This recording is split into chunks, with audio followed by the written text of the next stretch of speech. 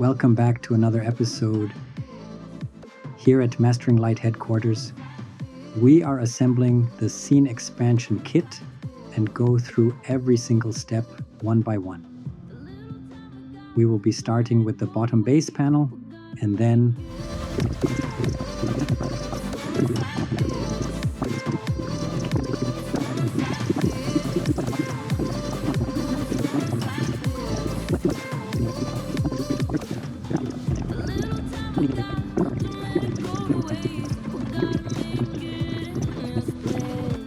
the Canon C50 in its cage is now the sensor unit in the Cine Expansion Kit.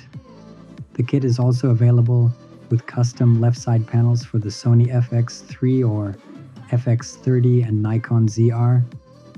This brings the total amount of compatible cameras to 6. The 2 FUJIFILM cameras, 2 SONY cameras, and before mentioned CANON and NIKON cameras.